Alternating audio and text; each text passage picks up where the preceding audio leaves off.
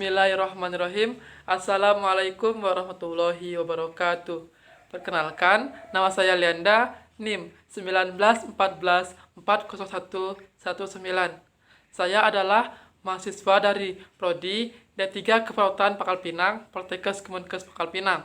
Di sini, saya akan membuat video tentang 5 cara penanganan fraktur. Baiklah, terima kasih. Wassalamualaikum warahmatullahi wabarakatuh. Selamat menonton.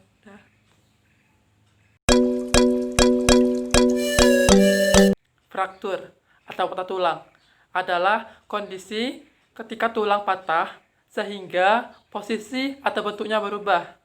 Patah tulang dapat terjadi jika tulang menerima tekanan atau benturan yang kekuatannya lebih besar daripada kekuatan tulang. Fraktur tertutup adalah jenis patah tulang yang tidak membuat tulang menonjol melalui kulit.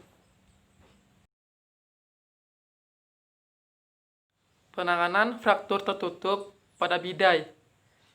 Fraktur pada sendi lutut atau tempurung lutut, gejala dan tandanya adalah korban tidak mampu meluruskan kakinya dan nyeri pada lutut sangat hebat. Terkadang teraba tempat kosong atau cekungan di tempat tempurung lutut. Jika ada pendarahan di dalam lutut, akan timbul pembengkakan yang terjadi dengan cepat. Tindakan pertolongannya adalah sebagai berikut. Yang pertama, balut dengan pembalut tekan di atas lutut.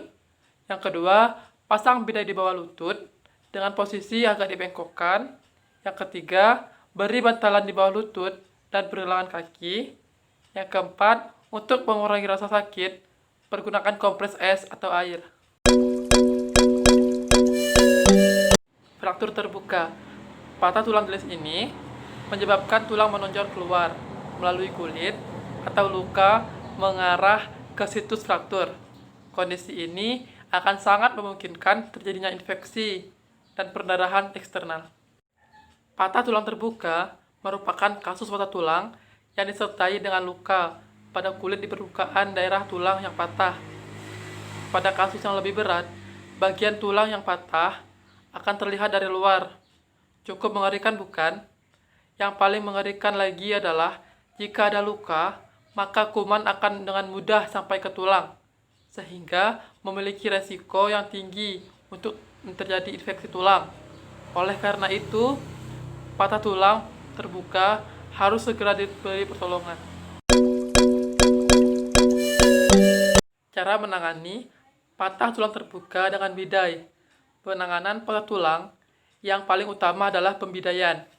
Pembidaian adalah berbagai tindakan dan upaya untuk menghindari pergerakan, untuk melindungi serta menstabilkan bagian tubuh yang cedera. Hal ini penting dilakukan sebelum tenaga ahli, dokter, atau para medis dapat membantu Anda. Penanganan fraktur terbuka dengan bidai. Yang pertama, beritahukan pada penderita tindakan yang akan dilakukan jika korban sadar.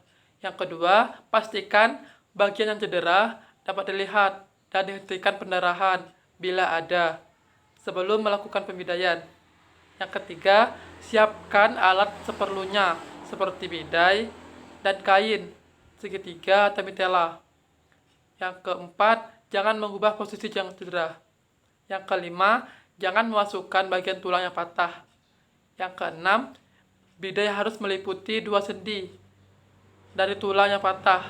Sebelum dipasang, bidai harus diukur terlebih dahulu pada anggota badan penderita yang tidak mengalami patah tulang.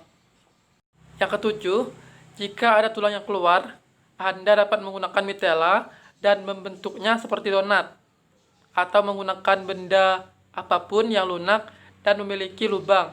Lalu, masukkan tulang di dalam lingkaran donat tersebut agar tulang tidak tersenggol. Sesuaikan lingkaran dengan diameter tulang yang keluar.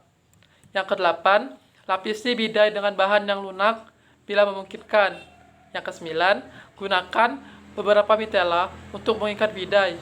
Jika di bagian kaki, masukkan mitela melalui celah di bawah lutut dan di bawah pergelangan kaki. Yang ke-10, Ikat juga donat yang telah Anda pakai pada tulang yang keluar dengan mitela.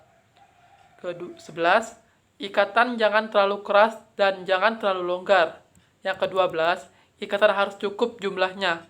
Dimulai dari sendi yang banyak melakukan gerakan, kemudian sendi di atas dari tulang yang patah. Yang ke-13, jangan membidai berlebihan. Jika anggota tubuh penderita yang mengalami patah tulang sudah tidak dapat melakukan gerakan itu, berarti Anda sudah melakukan pembidaian dengan baik. 14. Bawa penderita ke rumah sakit untuk tindakan lebih lanjut.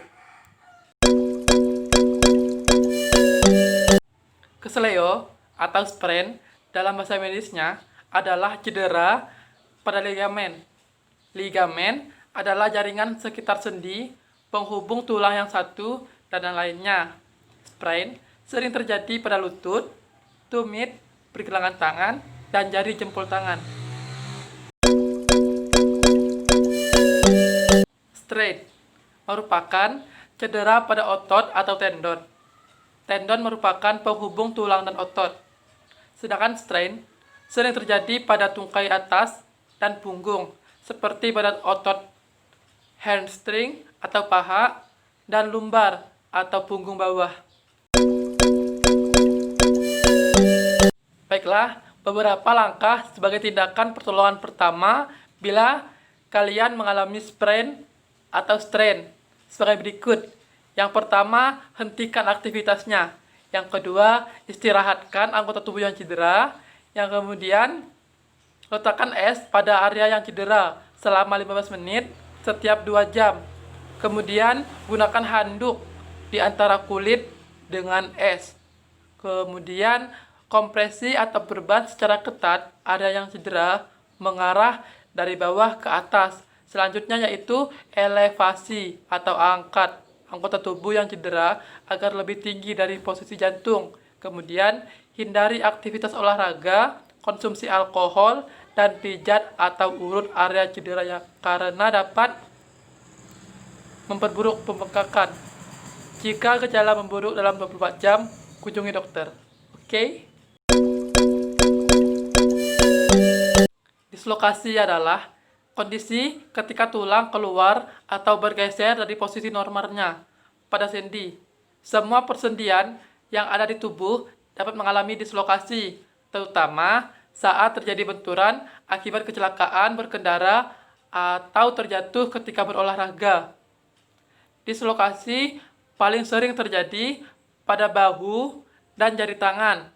Walaupun sebenarnya dislokasi dapat terjadi di semua sendi, termasuk lutut, siku, rahang, dan panggul. Oke. Berikut ini adalah metode yang dapat dilakukan untuk mengatasi dislokasi. Yang pertama, untuk perawatan medisnya. Untuk perawatan medis yang dapat diberikan untuk mengatasi dislokasi di antara lainnya, yang pertama, tindakan reduksi untuk mengembalikan tulang pada posisi normalnya. Yang kedua, imobilisasi untuk menyangga tulang dan mencegah bergeraknya sendi yang telah kembali pada posisi normalnya, sehingga pemulihan dapat lebih cepat. Yang ketiga, operasi untuk mengatasi dislokasi yang tidak bisa diperbaiki dengan tindakan reduksi atau telah terjadi kerusakan pada pembuluh darah, saraf, dan ligamen di sekitar sendi. Yang keempat, rehabilitasi untuk memperkuat sendi dan melatih pasien agar dapat bergerak seperti sedia kala. Baiklah, di sini ada perawatan mandiri untuk perawatan dislokasi. Setelah dislokasi ditangani oleh dokter, ada beberapa perawatan mandiri yang bisa kita lakukan di rumah untuk mempercepat proses pemulihan sekaligus meringankan rasa tidak nyaman yang mungkin timbul. Beberapa perawatan tersebut diantaranya sebagai berikut. Yang pertama, mengompres sendi dengan es atau air hangat selama kurang lebih 15-20 menit beberapa sekali sehari.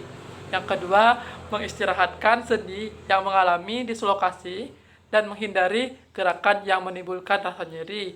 Yang ketiga, melatih sendi dengan gerakan-gerakan ringan dan dilakukan secara perlahan.